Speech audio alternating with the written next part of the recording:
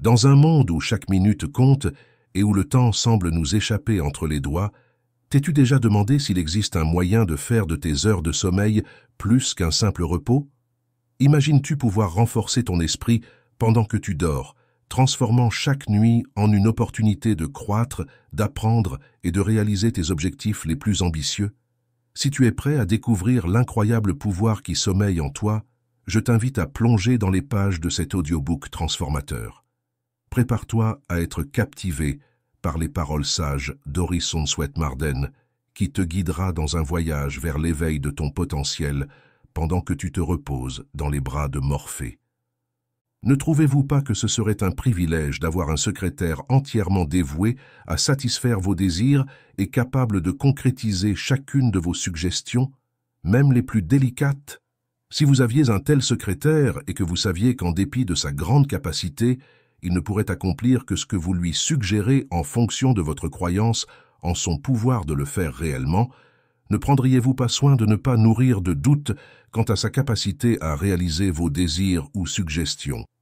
Maintenant, remplacez ce secrétaire personnel par votre subconscient, cette partie de vous qui se trouve sous le seuil de la conscience, et essayez de réaliser que cette moi est effectivement le type de secrétaire que j'ai essayé de décrire, capable de réaliser tous vos désirs, de poursuivre toutes vos intentions et de concrétiser vos ambitions dans la mesure exacte de votre croyance en ses pouvoirs. Pouvez-vous vous faire une idée de ce que ce secrétaire peut réaliser pour vous, ce secrétaire qui est plus proche de vous que votre souffle, plus proche que les battements de votre cœur, un fidèle serviteur marchant à vos côtés toute votre vie durant pour accomplir votre désir le plus ténu, pour réaliser vos souhaits, pour vous aider à atteindre vos objectifs? Chaque aide, chaque stimulation, chaque soutien que vous fournissez à cet autre moi augmentera la grandeur, la splendeur de votre destinée. D'autre part, chaque pensée négative et vicieuse, chaque égoïsme, avidité et jalousie, chaque doute et peur, chaque pensée décourageante et destructrice que vous entretenez endommagera et affaiblira votre secrétaire ou serviteur en proportion exacte de son intensité et de sa persistance. En effet, il dépend entièrement de vous que votre secrétaire soit votre plus grand soutien, un ami céleste, ou votre plus grand obstacle, votre pire ennemi. Peu importe comment nous les appelons, subconscient et conscient, ou esprit subjectif et esprit objectif, nous sommes tous conscients qu'il s'agit de deux forces agissant constamment en nous. L'une commande et l'autre obéit. Nous savons que l'une d'elles, l'esprit subjectif, n'initie pas ses actions mais reçoit des instructions de l'esprit objectif qui contient la force de la volonté. L'expérience nous démontre que l'esprit subjectif ou le subconscient, que j'ai appelé secrétaire personnel, est un serviteur qui obéit à notre volonté. C'est lui qui réalise nos désirs et enregistre fidèlement dans le cerveau non seulement chaque pensée, mot et action, mais tout ce que nous voyons et entendons des autres. Maintenant, un cas remarquable pour illustrer cela. Une jeune servante allemande contracta une fièvre et, dans son délire, récita correctement de longs passages d'auteurs célèbres en latin, en grec et en hébreu. Des érudits furent appelés pour écouter cette fille non instruite parler couramment ces langues qu'elle ne connaissait pas consciemment et pour dire s'ils pouvaient comprendre ce que cela signifiait. Ils furent très perplexes et ne purent rien comprendre. Mais plus tard, le miracle fut expliqué. Il s'est avéré qu'elle avait vécu plusieurs années auparavant dans la famille d'un pasteur et était habituée à écouter son maître réciter à haute voix des classiques. Elle avait écouté attentivement et son esprit subconscient avait enregistré fidèlement chaque mot dans son cerveau, ce qui lui permettait de reproduire ce qu'elle avait entendu lorsque son esprit objectif était au repos. De nombreux cas pourraient être cités pour démontrer que notre esprit subconscient est le dépositaire d'enregistrement de tout ce qui nous arrive, de chaque pensée et de chaque expérience.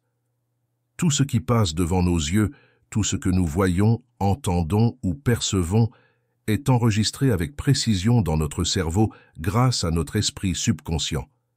Maintenant, si cet autre moi, secrétaire personnel, esprit subconscient, ou comme nous voulons l'appeler, possède un tel pouvoir, pourquoi ne pas le former à travailler pour nous pendant que nous dormons, tout comme lorsque nous sommes éveillés? Avez-vous déjà réfléchi aux possibilités de développement spirituel et mental pendant le sommeil? Avez-vous déjà envisagé que pendant que le corps se répare et se régénère naturellement, l'esprit pourrait également être engagé dans une croissance et une expansion? L'âme et le corps peuvent croître lorsque les choses corporelles et volontaires sont au repos. Monsieur Emmanuel, le grand philosophe suédois, était un fervent croyant en l'activité de l'autre moi pendant le sommeil. Il affirmait que sa vision spirituelle s'ouvrait pendant les heures inconscientes de la nuit. La Bible nous montre de nombreux exemples de la façon dont l'esprit subconscient ou le soi agissent pendant le sommeil. Dans cet état, des avertissements sont reçus, des tâches sont imparties, des visions sont eues, des plans sont tracés, des dialogues avec les anges ont lieu et des conseils sur la conduite à tenir sont donnés. Chaque suggestion imprègne l'âme pendant le sommeil et est littéralement mise en œuvre pendant les heures d'éveil. Les théophiles croient que, pendant le sommeil, l'âme ou l'esprit agissent indépendamment du corps, qu'ils quittent en fait le corps et s'enfoncent dans la nuit pour accomplir les tâches qui leur ont été assignées par le Créateur. En réalité, peu de personnes réalisent l'immense quantité de travail qui se déroule automatiquement dans le corps et qui est guidé par l'esprit subconscient. Si tout le cerveau et le système nerveux dormaient la nuit, toutes les fonctions corporelles s'arrêteraient, le cœur cesserait de battre, l'estomac, le foie, les reins et les autres glandes cesseraient de fonctionner, les divers processus digestifs cesseraient de fonctionner et tous les organes physiques s'arrêteraient, nous conduisant inévitablement à la mort.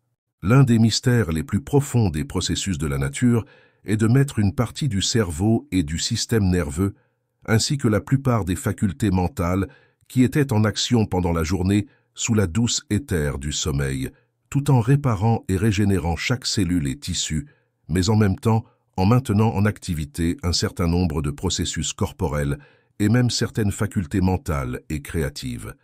Celles-ci restent éveillées et en alerte tout le temps, tandis que le dormeur est dans un état d'inconscience. Beaucoup d'entre nous ont probablement vécu l'expérience de s'endormir le soir, découragés parce que nous n'avions pas réussi à résoudre un problème gênant à notre satisfaction. Cela aurait pu être un problème mathématique pendant nos jours d'école ou plus tard un problème plus complexe dans les affaires ou dans la vie professionnelle. Et puis, le matin suivant, sans effort conscient de notre part, le problème était résolu.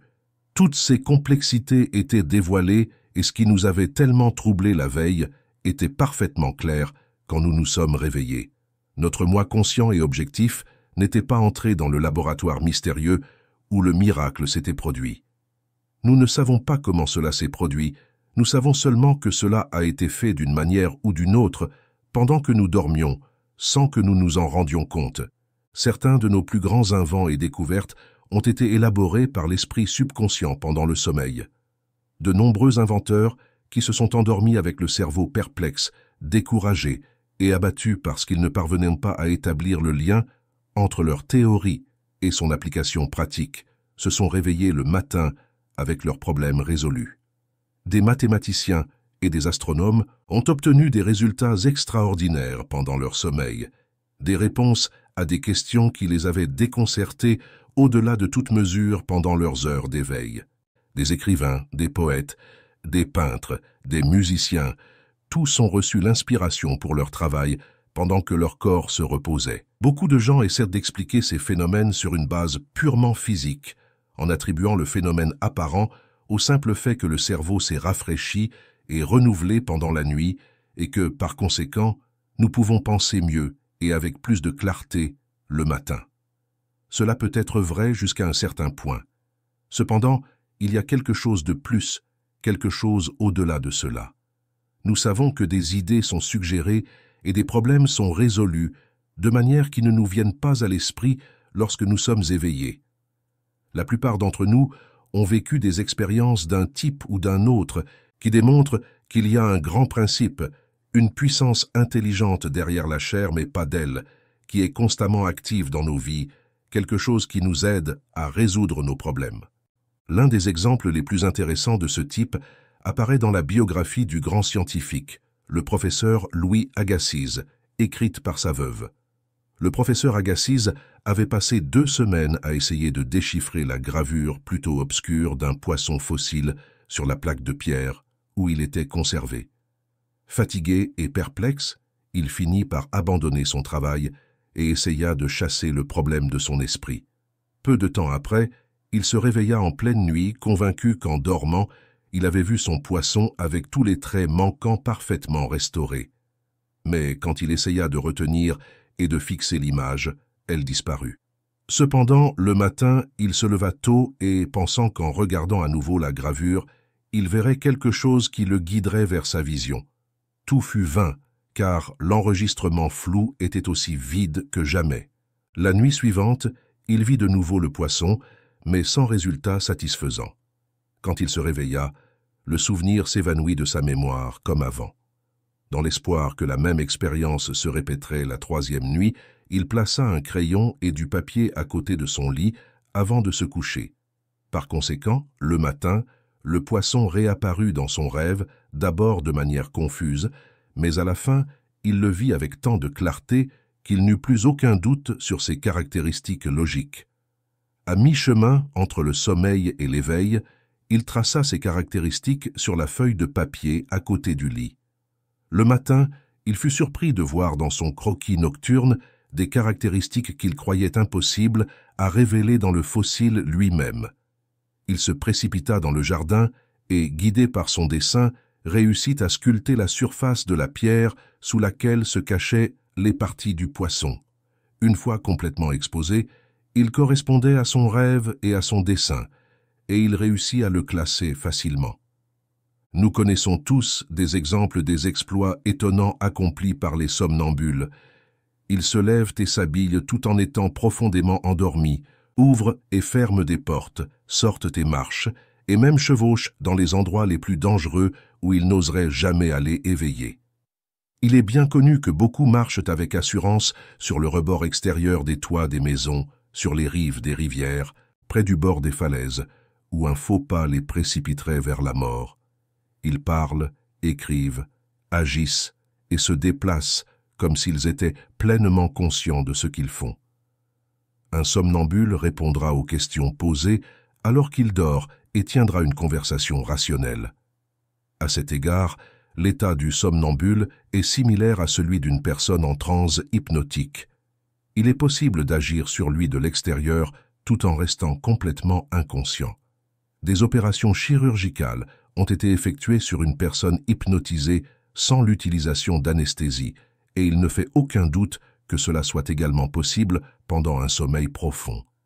L'esprit subjectif est beaucoup plus susceptible à la suggestion lorsque l'esprit objectif est conscient.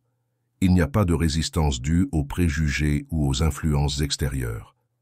Il ne fait aucun doute que nous sommes à l'aube de merveilleuses possibilités pour traiter les maladies pendant le sommeil, ainsi que pour la formation d'habitudes, le changement mental, le renforcement des facultés déficientes, l'élimination des particularités et des idiosyncrasies, ainsi que pour la neutralisation des tendances héréditaires nuisibles, l'augmentation de la capacité et la possibilité de modifier la disposition et de construire l'esprit pendant le sommeil ne font que commencer à se réaliser.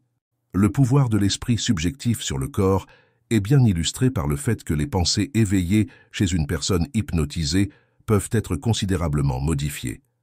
La circulation sanguine peut diriger la volonté vers n'importe quelle partie du corps.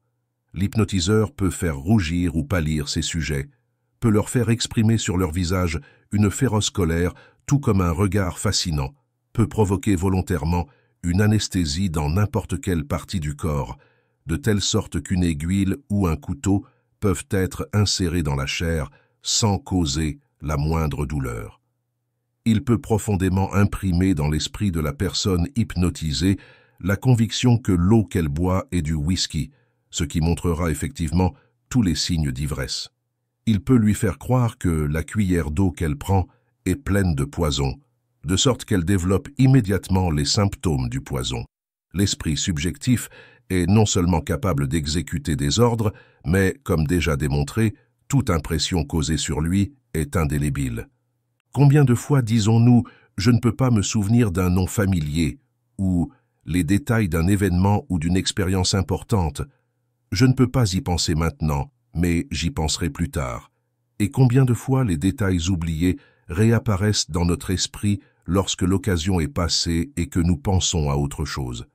Souvent, nous avons passé trop de temps la nuit à essayer de nous concentrer sur quelque chose de spécifique qui avait disparu de notre mémoire, seulement pour le retrouver là, le matin, réalisant que toutes nos expériences pendant la journée, toutes nos pensées, émotions et attitudes mentales, la multitude de petites choses qui semblent ne laisser qu'une brève impression, en réalité ne sont pas perdues.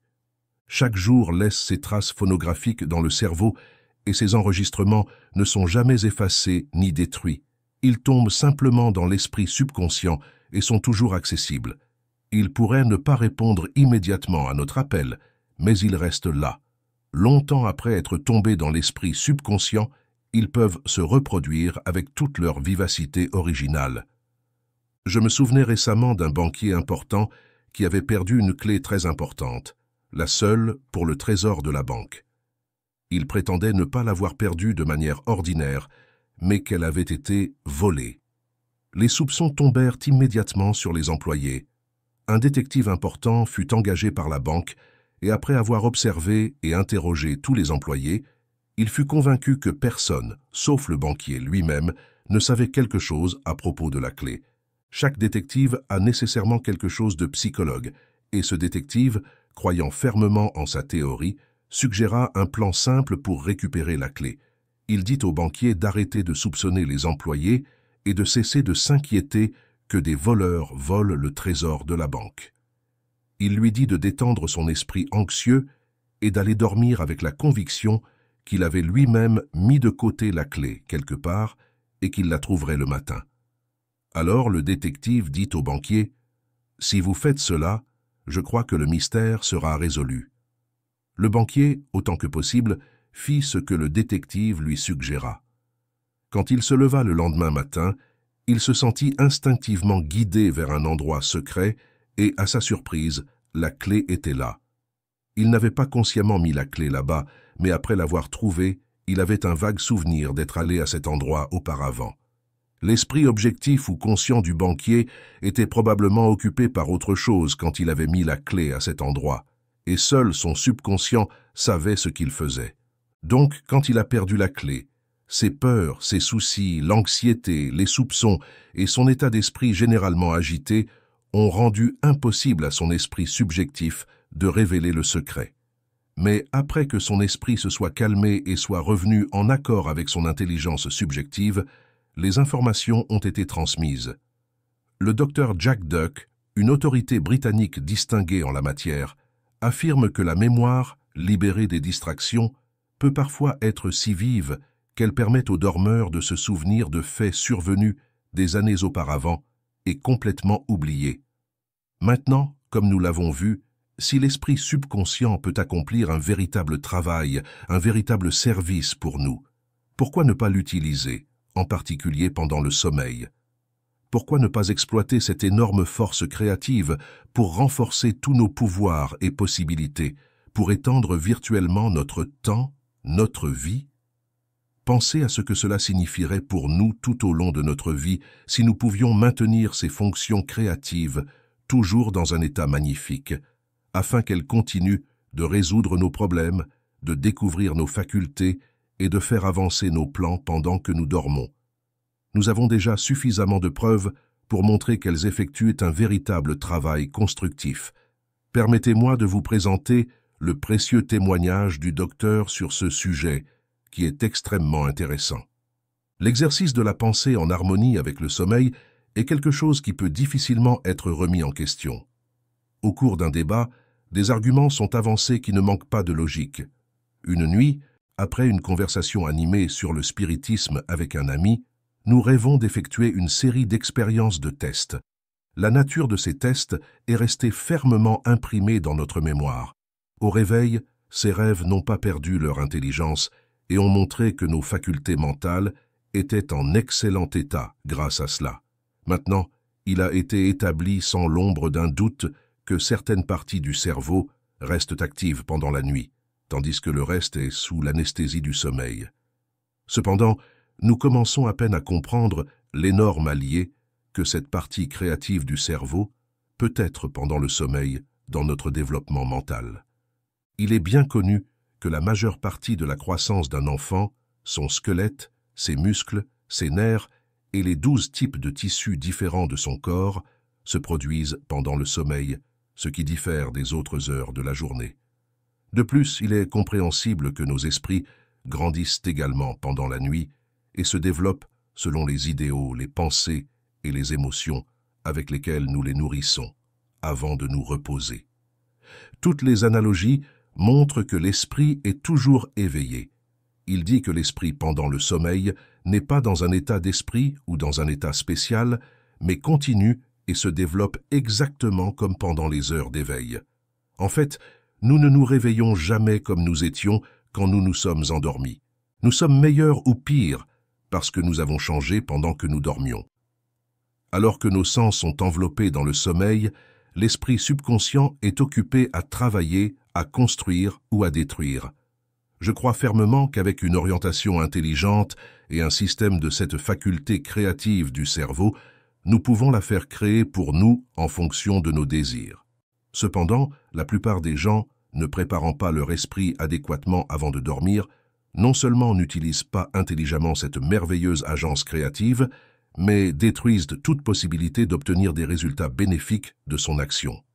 Il est tout aussi nécessaire de préparer l'esprit pour le sommeil que de préparer le corps. Plus loin, nous proposons quelques suggestions à ce sujet. La préparation mentale au sommeil n'est pas très différente de la préparation du corps. Un peu plus loin, nous proposerons quelques suggestions à ce sujet. La préparation mentale au sommeil n'est pas très différente de la préparation du corps. Il y a peu de temps, j'ai entendu une jeune femme commenter qu'il était simplement impossible pour une femme d'être charmante ou agréable juste après s'être levée le matin. Le révérend Dr Gusnall a déclaré qu'un homme devrait se tenir aux côtés d'une femme qui se réveille en colère.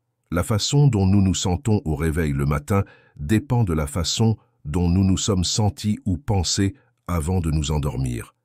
Si nous allons au lit en ruminant du ressentiment envers un voisin ou en résolvant de régler des comptes avec quelqu'un qui nous a blessés sans le savoir, si dans notre cœur il y a de la haine ou de la jalousie, si nous envions le succès des autres ou si nous allons nous coucher en nourrissant ces sentiments, alors nous nous réveillons dans un état dépressif et fatigué, nous sentant amers, pessimistes, irascibles, malheureux, plus proches d'un démon qu'un être humain ne peut l'être, le destructeur. Il a travaillé toute la nuit, causant des perturbations dans les cellules cérébrales et nerveuses délicates, détruisant furieusement ce que la nature bienveillante s'était efforcée de construire. Mais lorsque nous allons au lit avec des pensées agréables, gentilles et affectueuses, nous nous réveillons, rafraîchis, avec un état d'esprit heureux et content. Nos facultés actives ont passé des heures à construire, accomplissant des œuvres douces pour nous pendant la nuit. Peu de gens pensent à préparer leur esprit pour le sommeil, mais cela est encore plus nécessaire que de préparer le corps. La plupart d'entre nous s'efforcent d'ordonner ce dernier. Nous nous déshabillons, prenons un bain chaud, nous massons le visage avec une sorte de baume rafraîchissant, une crème froide ou de l'huile, nous nous assurons que notre chambre est bien ventilée et que notre lit est propre et confortable. Mais à la question de préparer notre esprit, nous ne donnons même pas la moindre importance. Au lieu de permettre à nos processus mentaux subconscients de construire pour nous pendant la nuit, nous permettons qu'ils détruisent une grande partie de ce que nous avons construit pendant la journée. Beaucoup d'entre nous vieillissent, s'abîment et se ratatinent pendant la nuit, alors que cela devrait être le contraire, car la nature elle-même a établi que la nuit est le moment de la construction, du renouvellement de la vie.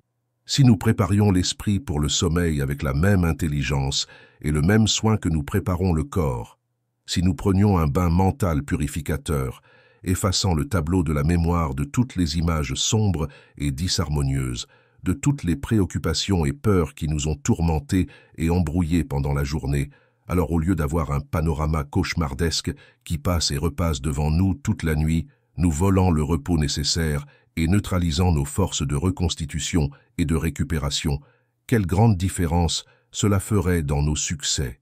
dans nos vies. Je connais des hommes dont la vie a été révolutionnée par l'adoption de la pratique de s'installer dans un état harmonieux, en harmonie avec l'infini, quand ils allèrent se coucher. Auparavant, ils avaient l'habitude de se retirer en colère, fatigués, découragés par les adversités prévues, préoccupés par toutes sortes de problèmes.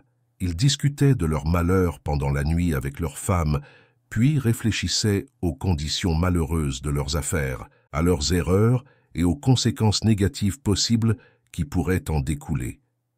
Il est évident que leurs esprits étaient dans un état altéré lorsqu'ils s'endormaient, et, comme prévu, les images mélancoliques, sombres et laides, des malheurs qu'ils avaient vécus, devenaient vivement exagérées dans le calme de la nuit. Elles s'incrustaient de plus en plus profondément dans leur cerveau et faisaient leur apparition funeste, rendant le véritable repos et le renouvellement totalement impossible. Lorsqu'ils ont changé leurs habitudes, qu'ils ont changé leurs pensées et qu'ils se sont retirés avec un état d'esprit paisible, avec l'intention d'aller dormir au lieu de tourner en rond en pensant à leurs problèmes, leurs questions ont immédiatement commencé à s'améliorer. Ils étaient plus forts, plus frais, plus vigoureux, plus intelligents et plus capables de faire face aux difficultés, de les planifier et de les mettre en œuvre, par rapport au moment où ils épuisaient leurs ressources physiques et mentales, se privant de leur meilleur ami, le réparateur de la nature, le sommeil. Beaucoup de gens me disent qu'ils n'arrivent pas à arrêter de penser quand ils se couchent. Leur cerveau est si actif, ils planifient le travail du jour suivant qu'ils ne peuvent pas arrêter les processus mentaux pendant des heures. Bien sûr, vous ne pouvez pas arrêter de penser la première nuit où vous commencez à former la nouvelle habitude. Lorsque vous avez pratiqué l'ancienne habitude de penser la nuit pendant plusieurs années, peut-être depuis que vous pouvez vous souvenir, vous vous êtes couché chaque soir avec des soucis, des inquiétudes, à réfléchir et à planifier à l'avance pour les jours, semaines, mois à venir, à planifier à l'avance, peut-être même pour l'année suivante.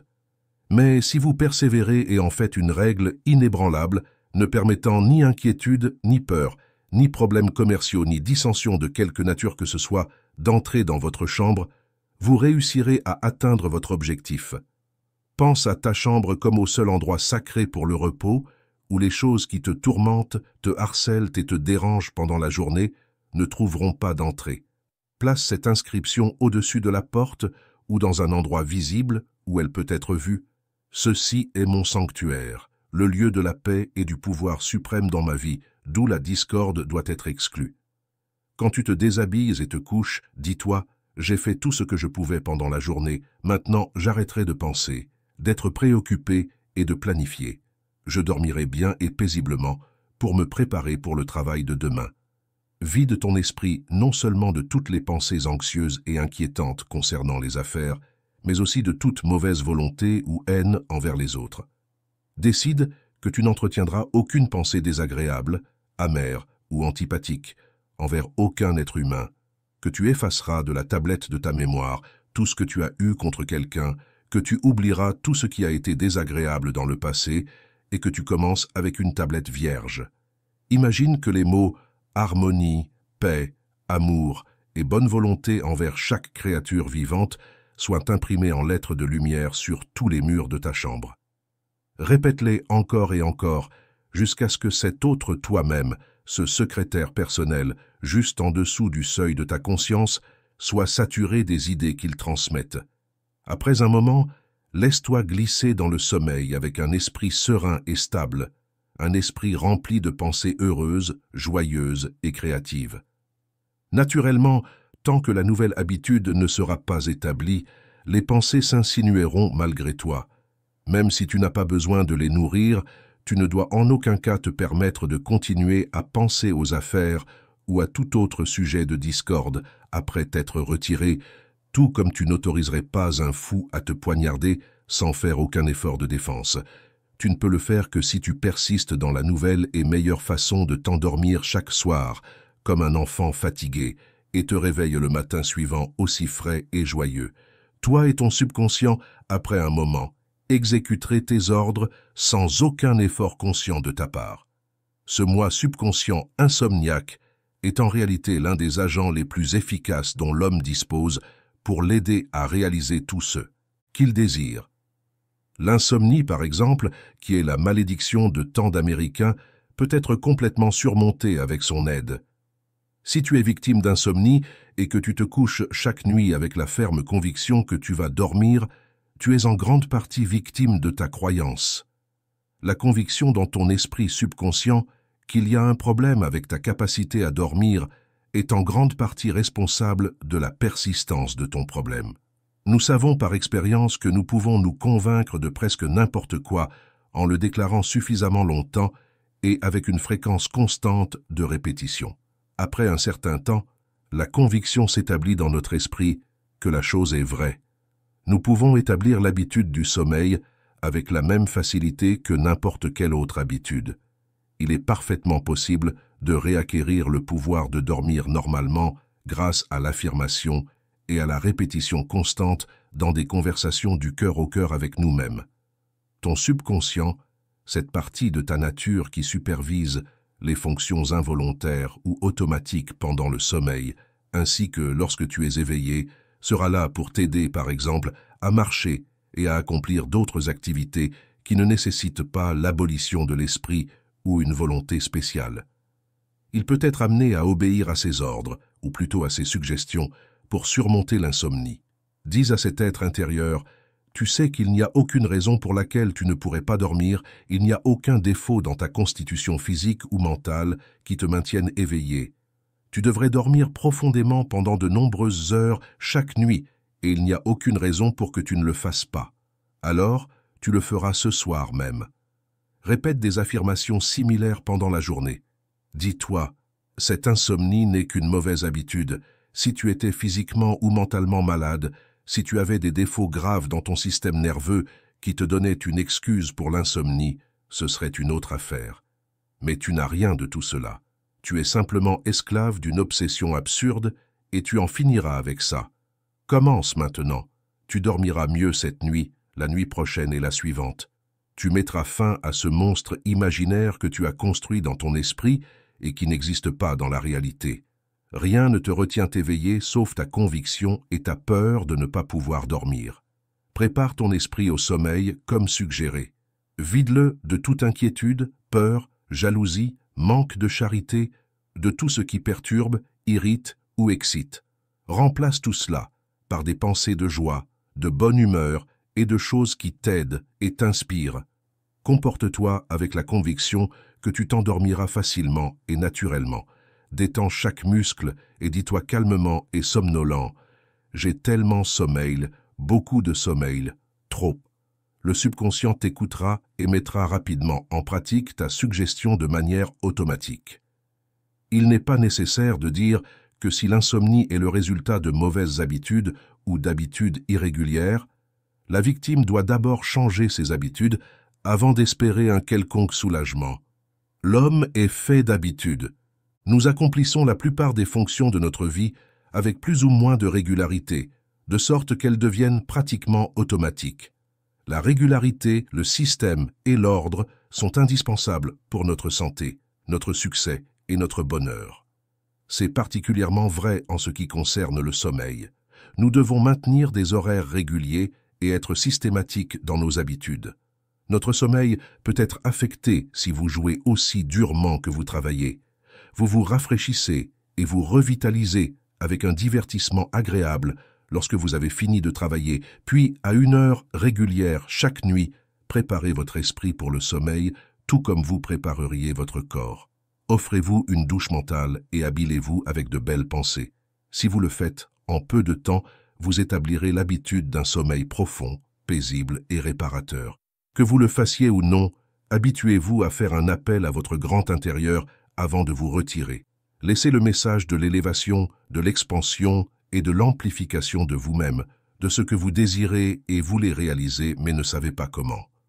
Enregistrez cet appel, cette demande de quelque chose de plus élevé et de plus noble dans votre subconscient, le mettant à votre disposition.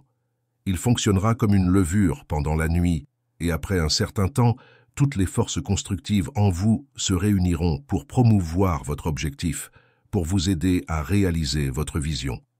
Toute période de sommeil peut devenir une merveilleuse période de croissance à la fois pour l'esprit et le corps. C'est un moment où vous pouvez attirer vos désirs, un moment propice pour nourrir votre vision. Au lieu de transformer votre subconscient en un ennemi, évitez de lui donner des pensées destructrices, explosives, qui détruiront une grande partie de ce que vous avez réalisé tout au long de la journée. Faites-en votre ami en lui donnant des pensées fortes, créatives et utiles, avec lesquelles il peut continuer à créer et à construire pour vous pendant la nuit. Pendant le sommeil, il y a de merveilleuses possibilités de construire la santé, le caractère, le succès et le bonheur. Chaque pensée plantée dans l'esprit subconscient avant de s'endormir est une graine qui germera pendant la nuit, pendant que nous sommes inconscients, et produira finalement une récolte de son genre, en imprimant nos désirs, en imaginant nos idéaux de la manière la plus vivante possible, ce que nous devons devenir et ce que nous désirons réaliser. Il sera étonnant de voir à quelle vitesse cette merveilleuse force dans le soi subjectif commencera à façonner le modèle et à construire le modèle qui lui est donné. De cette manière, nous pouvons corriger les habitudes qui nuisent à notre estime de soi, qui nous humilient, qui compromettent notre utilité et notre efficacité, et qui minent peut-être notre vie. Nous pouvons nous débarrasser des défauts et des imperfections, nous pouvons renforcer nos facultés faibles et surmonter les tendances défectueuses que la volonté ne peut pas corriger pendant la journée. Comme il est maintenant clair, l'esprit subconscient peut construire ou détruire, peut nous rendre heureux ou malheureux, selon le modèle que nous lui donnons avant de dormir. S'il peut résoudre les problèmes de l'inventeur, du découvreur, de l'homme d'affaires en difficulté, pourquoi ne l'utilisons-nous pas davantage? Pourquoi n'exploitons-nous pas cette puissance mentale formidable pour construire la vie, le caractère, le succès et le bonheur au lieu de les détruire? L'une des raisons est que nous commençons à peine à découvrir que nous pouvons contrôler ce soi secondaire ou intelligence qui régit toutes les fonctions du corps sans les ordres immédiats du soi objectif. Nous entrevoyons ce qu'il peut faire à travers des expériences avec des sujets hypnotisés lorsque l'esprit objectif, l'esprit qui tire la majeure partie de ses informations par les 5 sens, s'éteint et que l'autre, qui est l'esprit subjectif, prend le contrôle. Nous découvrons qu'il est relativement facile d'apporter des changements merveilleux d'humeur et de corriger les mauvaises habitudes, les défauts mentaux et moraux grâce à la suggestion. Il ne fait aucun doute qu'en ce qui concerne l'esprit subconscient, nous sommes dans une condition similaire lorsque nous dormons, comme lorsque nous sommes en transe hypnotique, et les expériences ont montré que des résultats merveilleux sont possibles, surtout dans le cas des enfants. En leur parlant pendant leur sommeil, en leur donnant des conseils et des suggestions qui sont pour leur bien, les parents devraient apprendre à leurs enfants à préparer leur esprit pour le sommeil, afin que le soi subconscient puisse créer et produire quelque chose de beau, au lieu d'images sombres et discordantes de la peur qui terrifie si souvent les petits, avant de s'endormir, et quand ils se réveillent dans les heures sombres de la nuit. Combien de fois avons-nous remarqué l'expression préoccupée et pleine de peur sur le visage d'un enfant endormi, qui a été mis au lit avec des pensées de colère ou de peur dans l'esprit, après un réprimande sévère ou peut-être une punition? On ne devrait jamais réprimander ou effrayer un enfant, ni se moquer de lui, surtout juste avant l'heure de dormir. Il devrait être encouragé à s'endormir dans son état d'esprit le plus doux et le plus joyeux, dans l'esprit de l'amour. Alors son visage endormi reflètera l'esprit d'amour et l'enfant se réveillera avec le même esprit, comme s'il avait parlé avec les anges pendant son sommeil. Les enfants sont particulièrement sensibles à l'influence de nos pensées, de nos suggestions pendant le sommeil. Leur caractère peut être en grande partie modelé, leurs compétences développées, leurs défauts éradiqués et leurs points faibles renforcés pendant le sommeil. Dans un certain sens, les suggestions faites dans cet état ont plus d'effet que celles faites lorsqu'ils sont éveillés, car tandis que l'esprit objectif a tendance à disperser et à ne pas reproduire ce qui lui est présenté, l'esprit subjectif absorbe et reflète progressivement chaque suggestion.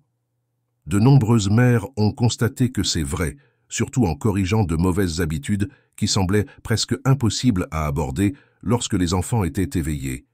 Si tu veux que ton enfant soit beau de caractère, de tempérament, de personne, pense à de belles pensées dans son esprit pendant qu'il dort.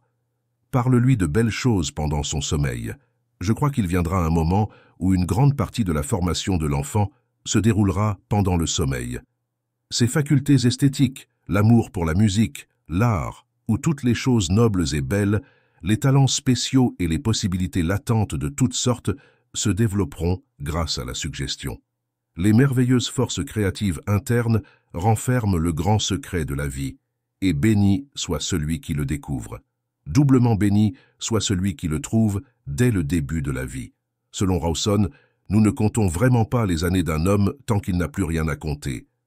La capacité de conserver mentalement l'image de la jeunesse dans toute sa gloire, sa vivacité et sa splendeur a un puissant effet pour ralentir les processus de vieillissement. La vieillesse commence dans le cœur.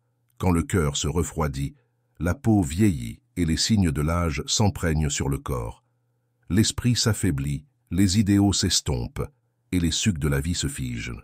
Il y a beaucoup de gens qui s'attendent à ce que la vieillesse soit une phase où, comme le dit un auteur contemporain, on sent que personne ne t'aime, que ceux que tu as soutenus et élevés ont depuis longtemps suivi leur propre chemin et que la vie de la pensée mondiale avance si rapidement que tu te trouves dans un courant tranquille, cherchant maladroitement et aveuglément la plénitude de l'eau, poussant toujours doucement mais sans remède. Il existe un tel type de vieillesse, mais pas pour ceux qui abordent la vie correctement. Un tel dénouement pathétique et tragique n'est pas pour ceux qui aiment et sont aimés, car ils maintiennent leur cœur ouvert aux joies et aux douleurs de la vie. Ils maintiennent un intérêt compréhensif pour leurs semblables, pour le progrès et l'élévation du monde. Ils maintiennent leurs facultés aiguisées par l'usage et leurs esprits s'étendent constamment, s'élargissent et grandissent dans l'amour et le service envers l'humanité. Une vieillesse sombre et inutile est réservée seulement à ceux qui n'ont pas appris à vivre. La croissance dans la connaissance et la sagesse devrait être le seul signe de nos années additionnelles. Le docteur Paul Bousquet, l'une des principales autorités en matière de vieillissement, croit qu'il est possible de prolonger la vie avec la vigueur et la fraîcheur maximale jusqu'à la fin de son cycle normal, lorsque l'individu accueillera avec gratitude ce qui sera une libération parfaitement heureuse. Il affirme qu'à ce stade, l'instinct de mort prendra le dessus sur l'instinct de vie. Lorsque le mécanisme corporel approche de la conclusion naturelle de l'épuisement normal, il croit que les hommes devraient vivre et maintenir leur utilité pendant au moins 120 ans. L'auteur de la philosophie de la longévité nous dit que l'homme peut vivre jusqu'à 200 ans. Parlant en termes philosophiques, le corps humain possède une solidité inégalée. Aucune des machines inventées par l'homme ne pourrait résister une seule année aux charges continues que nous imposons à la nôtre. Et pourtant elle continue à accomplir ses fonctions. Pourtant, ce qui nous effraie, c'est la mort prématurée des facultés, le déclin du pouvoir, de l'opportunité et de la vigueur du corps bien avant la fin de la vie sur Terre. Cela nous bouleverse, abandonner une grande partie de la vie qui a le potentiel de travail, d'action et de bonheur. Cette horreur de la vieillesse s'accentue parce que la vie devient constamment plus intéressante. Il n'y a jamais eu d'époque où elle a semblé si précieuse et pleine de possibilités, où il y avait tant pourquoi vivre que dans ce présent glorieux. Il n'y a jamais eu d'époque où il semblait si difficile de sortir de la course de la vie. Nous sommes à l'aube d'une ère nouvelle et merveilleuse, et toute la race attend. Jamais auparavant, l'idée de la vieillesse représentée par le déclin et l'inactivité forcée n'a été aussi répugnante. Mais pourquoi quelqu'un devrait-il attendre une période aussi longue? C'est précisément cet attendre, anticiper et accueillir l'arrivée de la vieillesse qui nous rend vieux, séniles et inutiles. Les forces créatives de notre intérieur sont basées sur nos suggestions, nos modèles de pensée, et si nous introduisons constamment dans notre conscience des pensées de vieillesse et des images de déclin, ces idées et images se reproduiront dans le corps. Il y a quelques années, Un jeune homme est décédé à un âge avancé dans un hôpital de New York. Après une autopsie, les chirurgiens ont déclaré que bien que l'homme n'ait que 23 ans, l'intérieur semblait avoir 80 ans. Si tu arrives à un âge que tu acceptes comme le point de départ de la détérioration physique, ton corps se solidarisera avec ta croyance. Ta manière de marcher, ton apparence générale et même tes actions s'adapteront à ton attitude mentale. Récemment, je parlais avec un homme remarquable de 60 ans à propos de l'idée du vieillissement. L'idée de l'inévitabilité du processus de vieillissement l'effrayait, peu importe les efforts qu'il pourrait déployer pour éviter ou retarder la décrépitude, puisque l'âge viendrait, une période de rendement décroissant. Et même s'il pouvait lutter contre cela, il serait toujours en déclin, avec la vie s'orientant irrémédiablement vers le déclin, de plus en plus proche du moment où il serait inutile. La conviction que chaque instant, chaque heure, chaque jour se rapproche toujours plus de ce trou dans le sol d'où aucun pouvoir céleste ou terrestre ne pourrait nous aider à échapper, serait toujours présente dans son esprit, a ajouté cet homme. De plus, ce recul progressif est toujours actif et monstrueux. Ce vieillissement inévitable qui me fixe droit dans les yeux vole mon bonheur, paralyse mes efforts et décourage mon ambition. Alors, demande-toi, pourquoi insistes-tu sur des choses qui te terrorisent? Pourquoi as-tu ces pensées de vieillesse? Pourquoi visualises-tu le déclin, l'engourdissement et la détérioration de tes facultés mentales, si tu as tellement peur du déclin, de la perte de mémoire, de la vision floue, du pas incertain et du déclin général que tu crois accompagner la vieillesse? Pourquoi ne te distancies-tu pas de ces pensées terrifiantes? Pourquoi ne les éloignes-tu pas de ton esprit au lieu d'insister sur elles? Ne sais-tu pas que ce sur quoi tu te concentres, ce que tu crains, les images qui te terrorisent tellement, créent les mêmes conditions dont tu donnerais n'importe quoi pour t'échapper? Si tu veux vraiment rester dans les processus du vieillissement, tu dois changer tes pensées, effacer de ton esprit tout ce qui a trait à l'âge et visualiser des conditions de jeunesse. Dis-toi, Dieu est ma vie, je ne peux pas vieillir. En esprit, et c'est la seule vieillesse à craindre, tant que mon esprit est jeune et que je me sens jeune dans ma vie, je ne peux vraiment pas vieillir.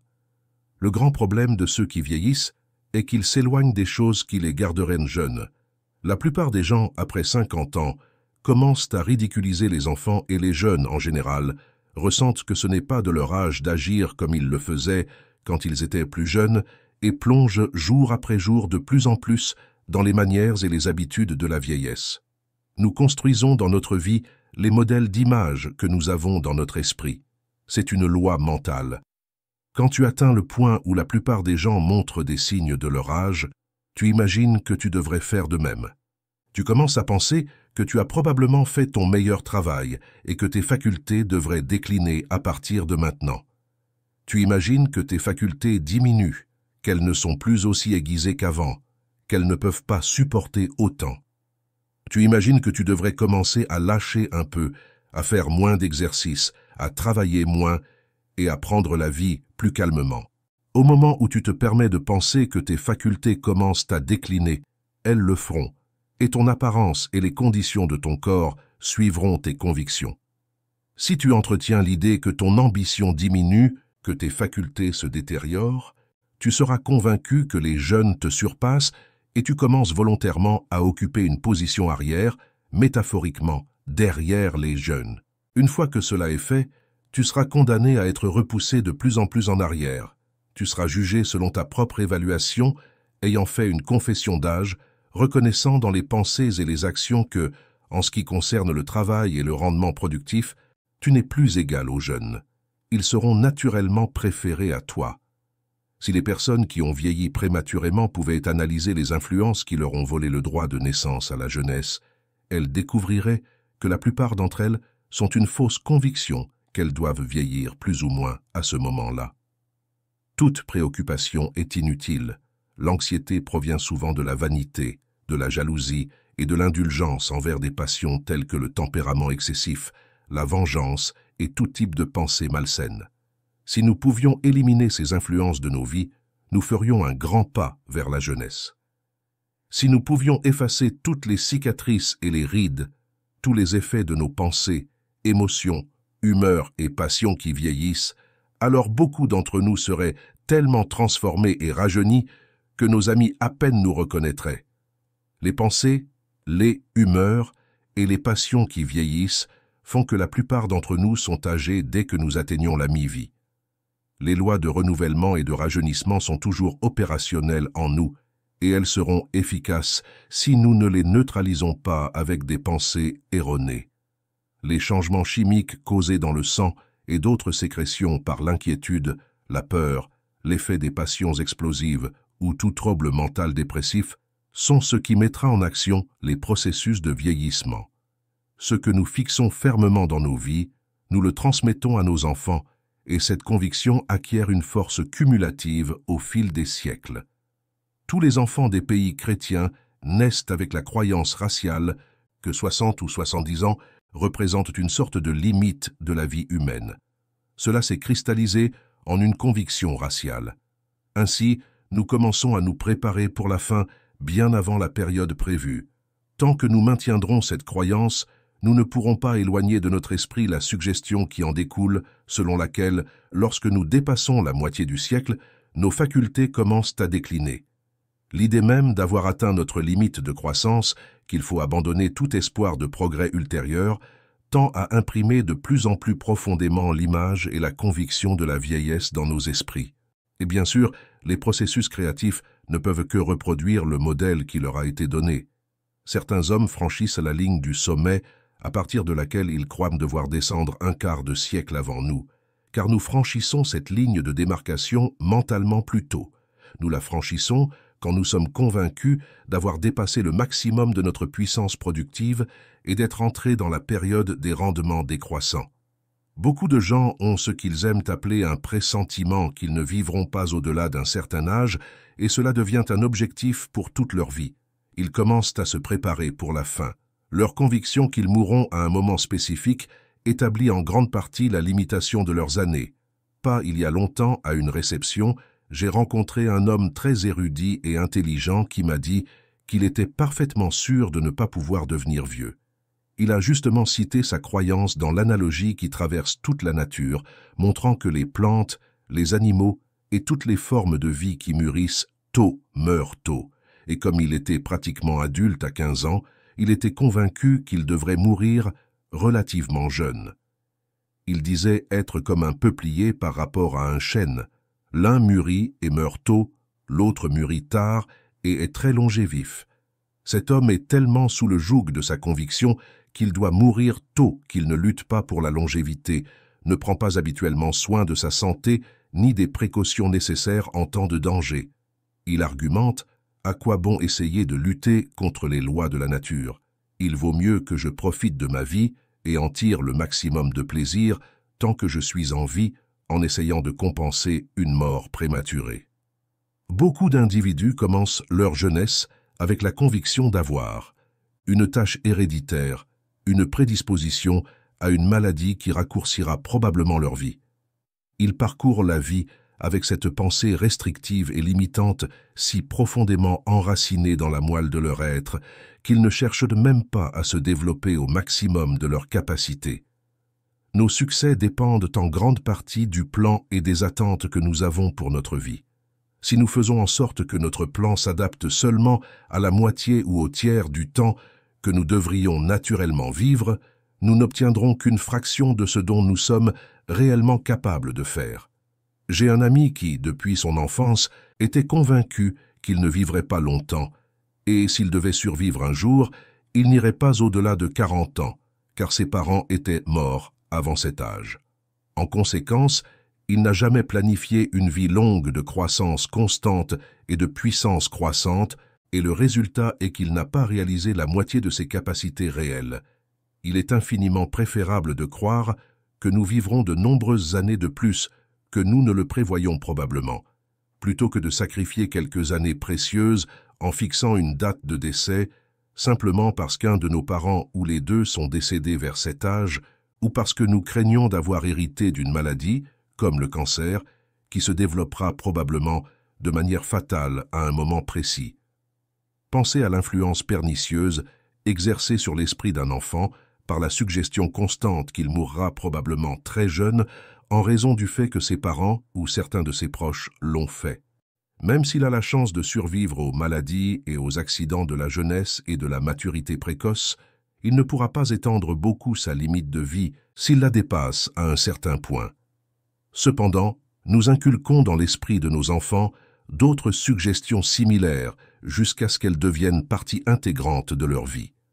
Nous célébrons les anniversaires et marquons chaque anniversaire récurrent comme un jour spécial et établissons dans notre esprit la pensée que nous vieillissons tout au long de notre vie mature, gardant constamment à l'esprit l'image de la mort, l'idée que nous devons l'attendre et nous y préparer presque à ce moment-là. La vérité est que la suggestion de la mort a causé plus de destruction et a ruiné plus de vies que presque n'importe quoi d'autre dans l'histoire de l'humanité.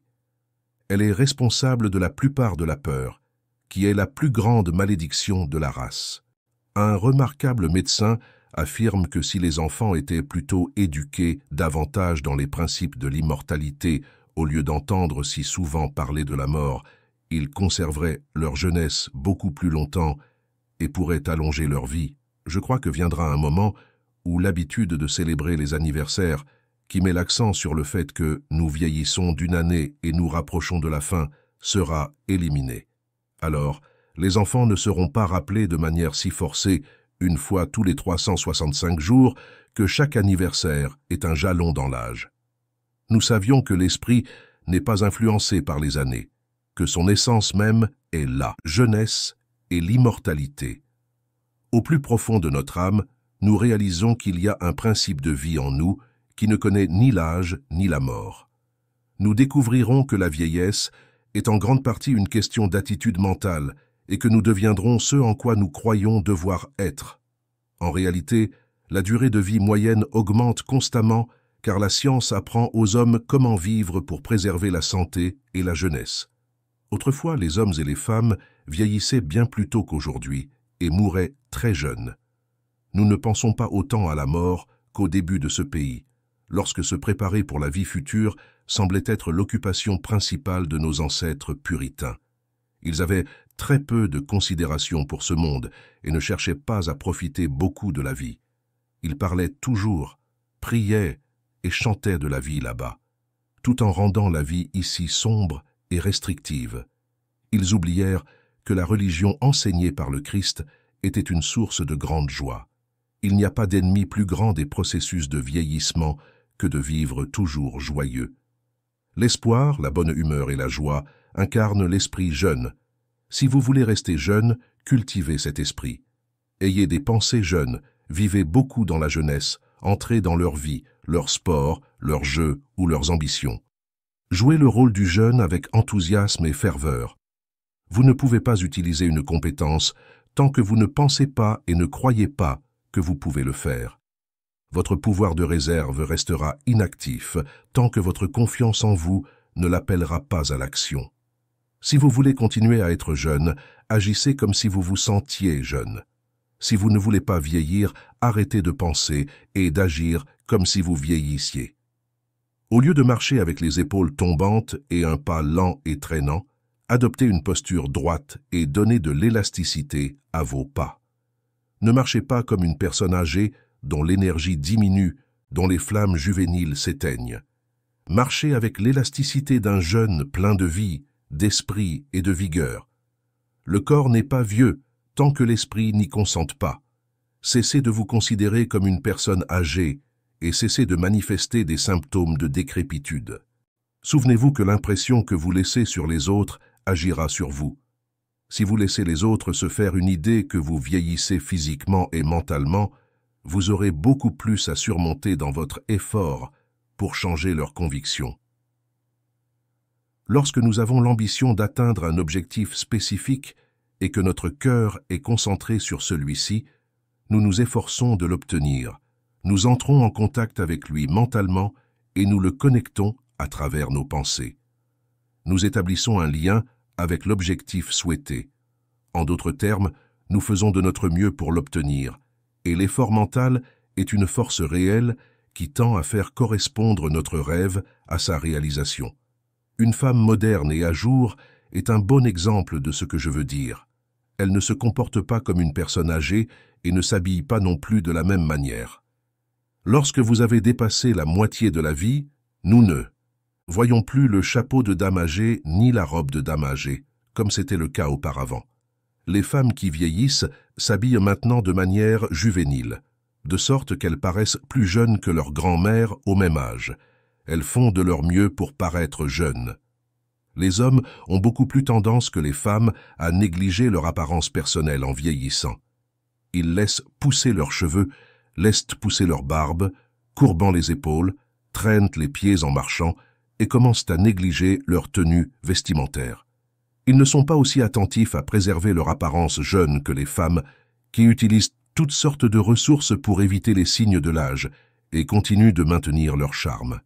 L'habitude de vieillir doit être combattue, tout comme nous combattons toute autre habitude, en inversant les processus par lesquels elle se forme au lieu de céder aux convictions et aux peurs liées à l'âge, rejeter fermement et affirmer le contraire lorsque l'on vous suggère que vos pouvoirs diminuent, que vous ne pouvez plus faire ce que vous faisiez auparavant.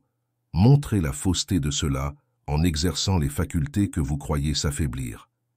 Céder, c'est seulement céder à l'âge. Nous avons tendance à trouver ce que nous cherchons dans ce monde, et si ce que nous cherchons à mesure que nous avançons en âge sont constamment des signes de vieillesse, alors nous les trouverons. Si nous sommes constamment attentifs aux symptômes des facultés qui échouent, nous en découvrirons beaucoup. Le grand danger de cela est que nous sommes enclins à considérer nos états d'esprit malheureux comme des symptômes permanents.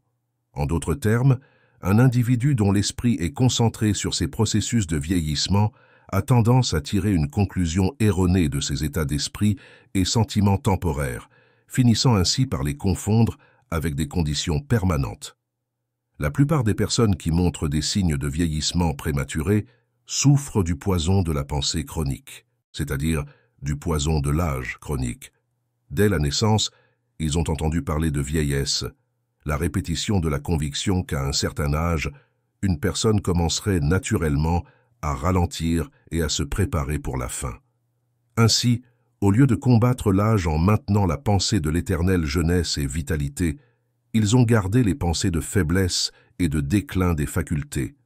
Lorsqu'ils oublient quelque chose, ils disent que leur mémoire commence à régresser, que leur vue diminuera bientôt, et ils continuent d'anticiper les signes de déclin et de décrépitude jusqu'à ce que la visualisation de la vieillesse soit incorporée dans la structure même de leur corps. Au lieu de créer l'habitude de chercher les signes de l'âge, créez l'habitude de chercher les signes de la jeunesse. Vous devez vous habituer à penser que votre corps est robuste et flexible, que votre cerveau est fort et actif. Ne vous permettez jamais de penser que vous êtes en déclin, que vos facultés diminuent, que vous n'êtes plus aussi vif qu'avant et que vous ne pouvez pas bien penser parce que vos cellules vieillissent. Ceux qui croient vieillir, vieilliront, et ceux qui croient être jeunes, resteront jeunes. Le bon signe du pouvoir de l'influence mentale est la merveilleuse forme dans laquelle de nombreuses actrices et chanteuses d'opéra maintiennent leur jeunesse car elles ressentent que c'est impératif. Des dizaines d'autres actrices et chanteuses auraient suivi n'importe quelle autre vocation. Sans aucun doute, elles auraient paru au moins 10 ou 20 ans plus âgées en apparence que ce qu'elles sont réellement. Il y a trop d'exceptions à la croyance raciale selon laquelle les facultés humaines commencent à décliner à 50, 60 ou 70 ans pour être influencées par cela. Nous devrions vraiment faire notre meilleur travail après 50 ans, si le cerveau reste actif, frais et jeune, et si les cellules cérébrales ne sont pas endommagées par une vie vicieuse, l'anxiété, l'égoïsme ou des maladies induites par la vie ou des pensées erronées. L'esprit augmentera constamment en vigueur et en puissance. Les hommes et les femmes dont les facultés sont aiguisées et dont l'esprit est vif et vigoureux à 90 ans, voire à 100 ans, en sont la preuve. Je connais un grand nombre d'hommes entre 60 et 80 ans qui sont physiquement et mentalement robustes et vigoureux comme ils l'étaient il y a 20 ans. Récemment, j'ai parlé avec un homme d'affaires qui a fait faillite à 40 ans à cause du stress excessif, mais qui maintenant, à 80 ans, est plus prospère et élastique mentalement et physiquement que de nombreux hommes de 50 ans. Cet homme ne croit pas au vieillissement, parce qu'il sait qu'il y a 10 ans, il n'avait même pas un peu de matériel cellulaire dans son corps comme il en a aujourd'hui. Ses mots sont les suivants. « Je devrais marquer ces nouvelles cellules corporelles avec 80 ans, alors qu'aucune d'entre elles ne peut avoir un quart de cet âge. » Beaucoup d'entre nous ne réalisent pas le fait biologique que la nature elle-même nous confère le pouvoir de renouvellement perpétuel. Il n'y a pas de cellules dans notre corps qui puissent vieillir beaucoup, car elles se renouvellent toutes fréquemment. Les physiologistes nous disent que les cellules des tissus de certains muscles se renouvellent en quelques mois. Certaines autorités estiment qu'entre 80 et 90% de toutes les cellules dans le corps d'une personne d'activité ordinaire se renouvellent complètement en quelques années. Cependant, l'attitude mentale est la plus importante de toutes. Il n'y a aucun moyen de rester jeune tout en étant convaincu que vous devez manifestement montrer les caractéristiques du vieillissement. Les pensées de vieillissement sont imprimées dans les nouvelles cellules du corps, de sorte qu'elles semblent bientôt avoir 40, 50, 60 ou 70 ans. Nous devons maintenir la conviction qu'aucune cellule dans le corps ne peut être vieille, car toutes se renouvellent constamment. Il est impossible que les processus qui produisent la sensibilité prennent le contrôle du système ou apportent des changements très graves au corps, à moins que l'esprit ne donne d'abord son consentement. L'âge n'est pas tant déterminé par les années passées que par la vitalité et la flexibilité du protoplasme cellulaire dans notre corps. Et rien ne vieillit autant le protoplasme que les pensées vieillies et les ennemis de la sérénité tels que l'anxiété, les soucis, la peur, la colère, la haine, la vengeance ou toute émotion discordante. Si vous gardez votre protoplasme jeune en maintenant des idéaux jeunes, il n'y a aucune raison pour laquelle vous ne pourriez pas bien vivre jusqu'à l'adolescence de votre deuxième cycle. Affirmez constamment « Je suis jeune car je me renouvelle perpétuellement. Ma vie devient nouvelle à chaque instant, infinie de vie. Je suis nouveau chaque matin et frais chaque soir, car je vis, je bouge et j'ai mon être en celui qui est la source de toute vie. » Non seulement affirmez cela mentalement, mais aussi verbalement. Rendez cette image de renouvellement et de recréation perpétuelle si vive que vous ressentirez l'émotion du rajeunissement à travers tout votre système. Certaines personnes tentent de guérir les dommages physiques causés par une vie et une pensée erronées. En appliquant des patchs sur leur corps de l'extérieur, les salons de beauté de nos grandes villes sont pris d'assaut par des femmes désespérées de maintenir leur apparence jeune, sans réaliser que l'élixir de jeunesse se trouve dans leur propre esprit et non dans des bouteilles ou des boîtes. Il n'y a rien de plus terrible que de voir une vieille femme vraiment âgée parce que son cœur n'est plus jeune, avec son visage maquillé ou émaillé, habillée comme une jeune fille. Une femme comme celle-ci ne trompe personne, sauf elle-même. Les autres peuvent voir la peau vieille et sèche sous le fard, ils peuvent voir les rides qu'elle essaie de cacher. Elle ne peut pas dissimuler son âge avec ses prétextes frivoles de se maquiller les joues et de porter des vêtements de petite fille. Cela ne rend pas une personne plus jeune, c'est en grande partie une question d'âge mental. Si l'esprit s'est endurci, est devenu sec et désintéressé, s'il n'y a pas de charme dans la personnalité, alors on est vieux et peu importe combien d'années on a. Les femmes riches, oisives et égoïstes qui mènent une vie débauchée en faisant constamment des choses qui accélèrent l'apparition de la vieillesse, en mangeant trop, en buvant trop ou en passant leur vie à ne rien faire d'autre que de satisfaire tous les caprices luxueux, sont les meilleures clientes des médecins esthétiques qui tentent d'effacer les signes de vieillissement en traitant la peau et les cheveux, en traitant les effets plutôt qu'en cherchant à éliminer la cause du vieillissement. Cela n'a jamais été ni ne peut être vraiment réussi. On ne peut pas réparer les dommages causés par l'âge de l'extérieur. Il faut éliminer la cause qui réside dans l'esprit et le cœur. Lorsqu'on cesse d'être aimable et serviable et qu'on perd tout intérêt pour la vie, les dommages à la beauté semblent inévitables malgré tous les médecins esthétiques du monde.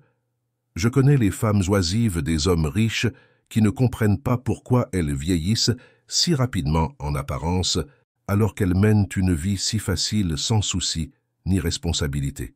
Elles sont déconcertées de savoir pourquoi, lorsqu'elles n'ont pas besoin de travailler, lorsqu'elles n'ont pas de besoin et que toutes leurs nécessités sont satisfaites. Sans aucun effort de leur part, elles ne parviennent pas à maintenir leur apparence jeune pendant de nombreuses années de plus que les autres. Le fait est que ces femmes s'aplatissent, et rien ne vieillit plus rapidement que l'emprisonnement mental et physique. Le travail, une occupation utile de quelque sorte, est le prix de toute croissance réelle et de toute véritable expansion humaine. Celui qui succombe à la paresse continue à payer le prix par une dégradation physique, mentale et morale continue. Un bateau inactif dans le port pourrit et se détruit beaucoup plus rapidement qu'un bateau en mer, en utilisation constante. Toutes les forces de la nature semblent s'unir pour corroder et détruire ce qui n'est pas utilisé. La personne paresseuse, le travail, l'amour, la bonté, la sympathie, l'aide et l'intérêt désintéressé sont l'essence de la jeunesse éternelle. Ceux-ci ne vieillissent jamais. Et si tu les prends pour amis, ils agiront comme une levure dans ta vie, enrichissant ta nature, adoucissant et élevant ton caractère et prolongeant ta jeunesse jusqu'à l'âge de 100 ans. Nous apprenons que la légendaire source de jeunesse est en nous-mêmes et se manifeste dans notre mentalité. Le rajeunissement et le renouvellement perpétuel sont possibles grâce à la pensée juste. Nous paraîtrions et resterions jeunes, comme nous pensons et ressentons, car la pensée et le sentiment maintiennent ou modifient notre apparence en parfaite concordance avec leur persistance ou leur variation. Il est impossible de paraître et de rester jeune si nous ne nous sentons pas jeunes. La pensée jeune doit devenir une habitude dans notre vie.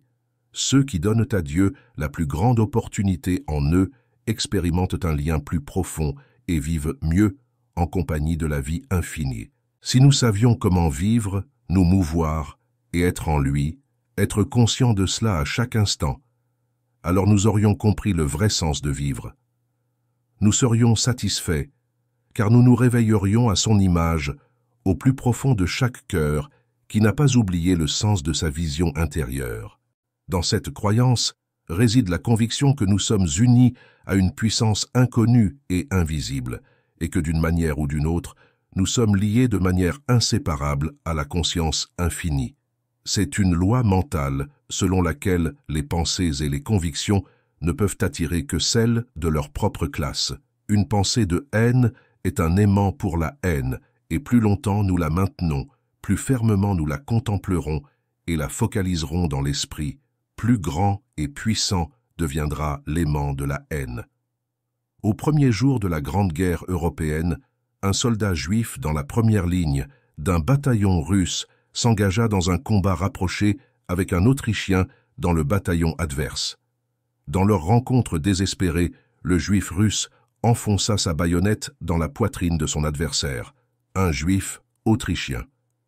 Lorsque ce dernier, mourant, expira son dernier souffle, il récita la prière juive qui commence par « Écoute, Israël ». Le Russe, réalisant qu'il avait tué un frère juif, accablé d'horreur, s'évanouit sur le champ de bataille. Quand il reprit conscience, il était devenu fou. Lorsque les hommes réaliseront que nous sommes tous frères, que nous sommes tous membres de la grande famille humaine, enfants du même père et de la même mère, enfants de Dieu, lorsque nous verrons que même si les océans et les continents nous séparent, même si nous parlons des langues différentes, même si nous différons par la race, la couleur et la croyance, nous sommes tous frères. Cependant, nous sommes si étroitement liés dans la pensée et les motivations que nos intérêts les plus profonds et vitaux sont identiques. Encore et encore, malgré toutes les différences extérieures, ce lien invisible d'unité qui lie l'humanité en une grande famille s'est manifesté, même sur le champ de bataille. Là, des hommes qui se sont frappés, tirés dessus et blessés mutuellement sont devenus rapidement amis et ont appris à ressentir leur fraternité. Il est arrivé maintes fois que des soldats qui étaient de farouches ennemis sur le champ de bataille, qui avaient tenté de s'entretuer par tous les moyens, ont découvert pendant leur convalescence côte à côte qu'ils étaient vraiment unis par la sympathie et le sentiment des frères de cœur, mais ils ne le savaient pas. Si ces hommes avaient connu et vu l'âme de l'autre avant la bataille, comme ils l'ont fait ensuite à l'hôpital, ils n'auraient jamais été incités à tirer ou à essayer de se blesser mutuellement. Malgré nos échecs, nos erreurs et nos crimes, les nations se rapprochent de plus en plus. Les découvertes scientifiques, les investissements merveilleux, l'utilisation généralisée de la vapeur et de l'électricité, la conquête de l'air, tout cela unit rapidement les intérêts de l'humanité et met en relation étroite et intime des pays éloignés du monde. L'Ouest et l'Est ne sont plus aux extrémités de la Terre.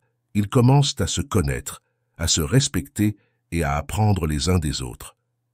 Ils commencent à réaliser, dans le sens le plus large du terme, la vérité de la phrase de Kipling. Mais il n'y a ni Orient, ni Occident, ni frontières, ni race, ni naissance, quand deux hommes forts se tiennent face à face. Même s'ils viennent des confins de la Terre, les scientifiques accumulent, preuve après preuve, de l'unité non seulement de l'humanité, mais de tout l'univers. L'unité de toute la vie montre qu'il n'y a qu'une seule substance, une seule force ou essence éternelle dans l'univers, et que tout ce que nous voyons n'est qu'une expression variable de celle-ci.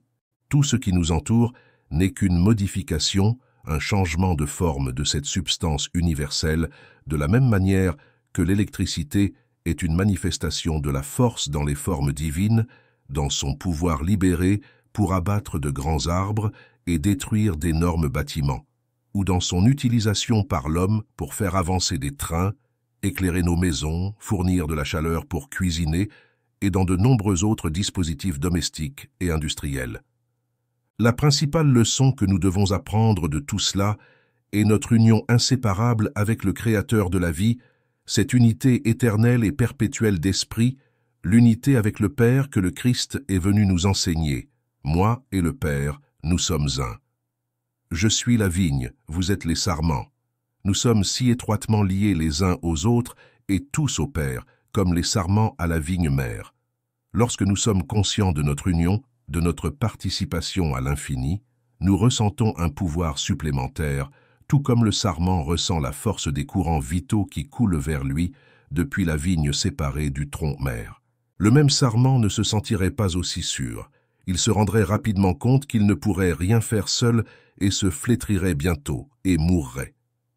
Au moment où nous arrachons une fleur de sa tige, elle commence à se faner et à se faner, car elle est séparée de la source de sa vie, séparée du grand laboratoire chimique de la nature, de l'énergie créatrice et miraculeuse du soleil, du sol et de l'atmosphère. Il meurt en quelques heures, au moment où nous nous séparons de notre source divine, nous commençons à se faner, à se recroqueviller et à mourir. Tant que nous restons séparés, rien ne peut arrêter ce processus fatal de flétrissement. Lorsque nous ne nous nourrissons pas de notre source, nous sommes comme la branche coupée de la vigne mère, comme la plante arrachée à sa tige mère. Mon expérience a démontré que les personnes qui, pour diverses raisons, se sentent isolées de la connexion avec la source divine des choses, souffrent intensément de la peur. Elles sont imprégnées d'une terreur vague mais dominante, qui les serre plus fermement car elle est invisible et inconnue. Elles sentent vaguement que, tels les météorites dans le ciel, qui ont échappé à la gravité qui contrôle les autres corps célestes, elles sont des atomes humains séparés et sans aucune relation, sans la sécurité d'être sous un pouvoir protecteur, une guidance et un soutien. Elles sont victimes de graves troubles nerveux, souvent submergées par une sensation d'isolement total, d'être séparées de toute force qui les soutienne, et elles sont terrorisées comme un enfant perdu qui ne sait pas où aller. Temporairement et dans une moindre mesure, les personnes sont terrifiées dans une tempête de tonnerre et se précipitent dans la cave ou dans n'importe quel endroit pour se cacher du danger. Elles souffrent de ce sentiment de séparation et de solitude. Tous ceux qui sont influencés de cette manière bénéficieraient énormément s'ils réfléchissaient à des passages bibliques tels que « En lui, nous vivons, nous nous mouvons et nous existons. Le Père est en moi et je suis en lui. » Ce sont des vérités rigoureusement scientifiques. Nous ne pourrions pas vivre, nous déplacer ou exister en dehors du pouvoir qui nous a créés, qui nous soutient et nous supporte. En être conscient nous donne un sentiment de sécurité et de protection que rien d'autre ne peut fournir. Notre force individuelle découle de notre conscience de l'omnipotence, tout comme notre force nationale ou corporative découle de notre union les uns avec les autres. Chaque être humain est comme une goutte d'eau dans l'océan. Il n'est pas indépendant et ne peut pas agir seul. Consciemment ou inconsciemment, il fait partie des masses qui l'entourent et est en contact avec d'autres gouttes d'eau de toutes parts. Son existence et son succès dépendent en grande partie de son unité avec les autres. Même si une goutte d'océan pouvait se séparer de la masse et essayer de vivre sa propre vie, elle cesserait bientôt d'exister en tant que goutte. Un homme seul ne peut pas accomplir grand-chose. Son succès dépend de son union avec d'autres hommes. Sa dignité et sa force sont renforcées par l'organisation ou le groupe dont il fait partie, tout comme un câble est renforcé par la somme de la force de ses fils. Humboldt affirme que la nature est l'unité dans la diversité de la manifestation, un merveilleux ensemble animé par le souffle de la vie. Lorsque nous prenons conscience de la vérité que nous sommes une partie importante de cet ensemble merveilleux créé par Dieu et que nous coopérons avec lui, nous entrerons en possession d'un pouvoir et d'une dignité qui rendront notre vie sublime. Les plus grands esprits de toutes les époques ont tiré leur force de la source invisible, de leur connexion vitale avec le pouvoir qui crée et opère à travers chacun de nous. Ils ont également cru en la grande mission de la race. Ils ont cru au plan divin qui traverse l'univers, qui œuvre pour la justice et façonne le destin de la race. Cette foi dans le mouvement humain vers Dieu a même caractérisé ceux qui ne professaient pas ouvertement de foi religieuse. Leur croyance en la divinité de l'humanité a été un facteur puissant dans leur caractère et la racine de tout leur pouvoir.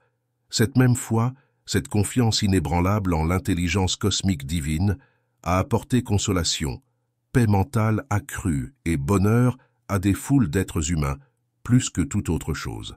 En effet, c'est la seule chose qui peut nous apporter une véritable paix et un bonheur durable. Il y a quelque chose de plus que la force cérébrale nécessaire pour qu'un homme puisse être une véritable force constructive dans le monde, et c'est sa connexion divine, son être dans le courant qui se dirige vers Dieu. Sans cette essence, malgré tout ce que l'esprit et le corps peuvent faire pour nous, nous ressentons un vide en nous, un grand manque, un désir, une âme qui aspire à quelque chose que nous ne savons pas ce que c'est. Sans cela, même si nous avons l'équipement physique et mental le plus complet, nous sommes comme une nouvelle voiture électrique prête pour le service, entièrement équipée dans tous les détails, sauf pour le poteau du chariot qui se connecte à l'alimentation électrique. La plénitude, la satisfaction et l'énergie divine ne peuvent provenir que de l'harmonisation avec quelque chose au-delà du plan physique et mental. Nous devons laisser de côté notre confusion et exploiter la source du pouvoir infini, sinon nous serons dans une situation similaire à celle d'une voiture non connectée à la force motrice, la seule chose qui lui donne la puissance d'avancer. Nous devons nous accorder sur le courant divin qui coule vers Dieu à travers la contemplation, la prière, les actions nobles, le service désintéressé et l'effort sincère de vivre au mieux de nos capacités. Nous ne pouvons pas établir de connexion avec le pouvoir divin à travers une cause égoïste quelconque. Tout acte de cupidité est étranger à l'humanité, risquant de nous séparer de ce courant puissant qui coule vers la vérité, la justice et Dieu, et cherchant à trouver un substitut avec nos propres forces faibles. Cependant, à chaque fois que nous faisons sciemment le mal, à chaque fois que nous nous éloignons de la vérité, à chaque fois que nous commettons un acte malhonnête et indigne ou faisons quelque chose de mesquin et méprisable, nous nous séparons de ce courant et affaiblissons le contrôle omnipotent sur nous.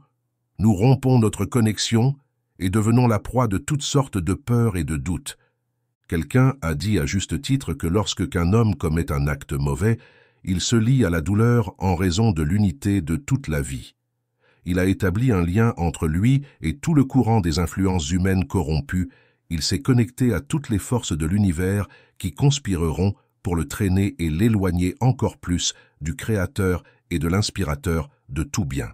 L'inverse est tout aussi vrai. Si un homme accomplit une action bonne, s'engage dans une œuvre noble, toutes les forces créatrices et élevées viendront à son aide. Il sera renforcé par le pouvoir ajouté de tous les autres qui travaillent avec le même esprit sur le même plan. Toutes les choses bonnes vibrent à la même fréquence, elles appartiennent à la même famille. De même, toutes les choses mauvaises vibrent à l'unisson et font partie de la même famille. Attirez-en une et vous en attirerez toutes les autres, car elles sont sur le même plan. Un état d'esprit déprimé et abattu, par exemple, se connecte à toute la famille déprimée et abattue, à toute l'armée de l'échec. Et lorsque nous faisons cette connexion, tout notre être s'ajuste à la vibration sombre et déprimée.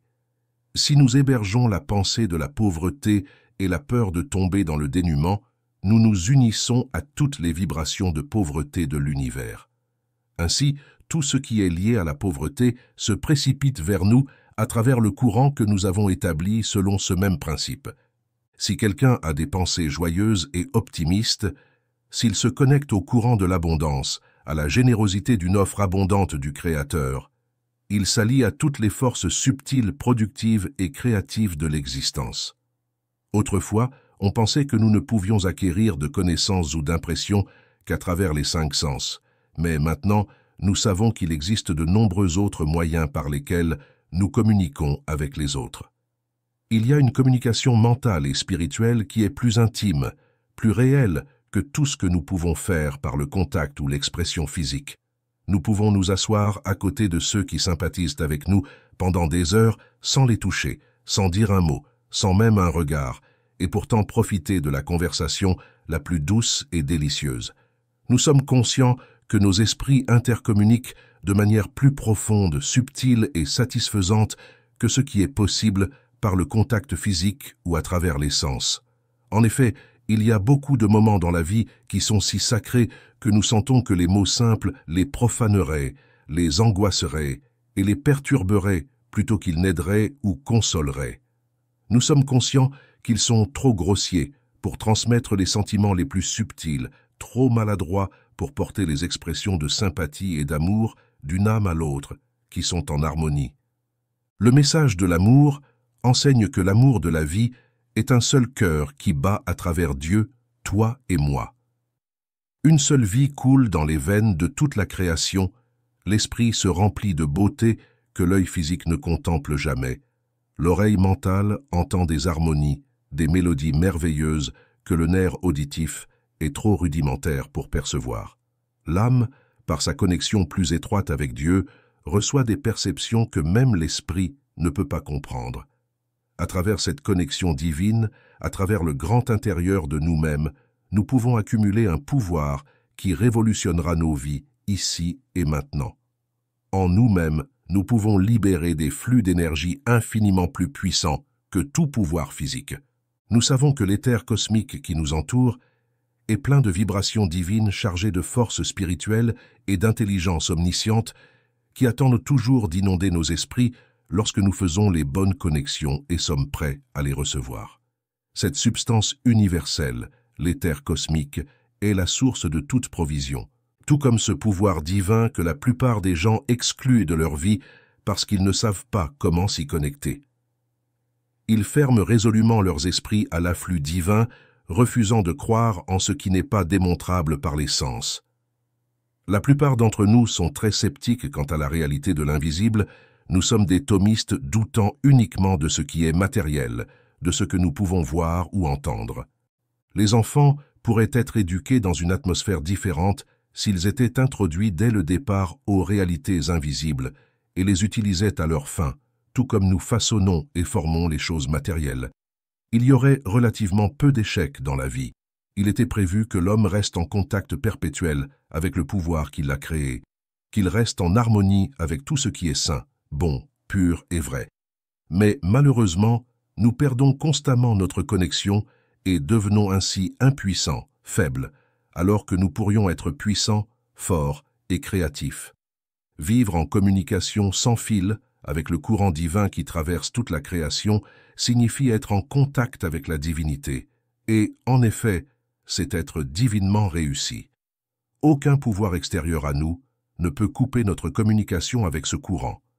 Même les pires criminels ceux qui ont été isolés de la société humaine, peuvent continuer à être connectés à leur source s'ils le décident. Le Créateur ne les a pas coupés, ne les a pas rejetés. Ils ont rompu eux-mêmes la connexion. Le Créateur ne les foudroiera pas, ne les frappera pas de sa colère, même le plus profane des infortunés qui ait jamais vécu. Même s'il le maudissait pour l'avoir créé, l'amour immense du Père continuerait à le soutenir, le maintiendrait en vie, le nourrirait. Il permettrait que le même soleil splendide brille sur lui comme sur le plus grand saint.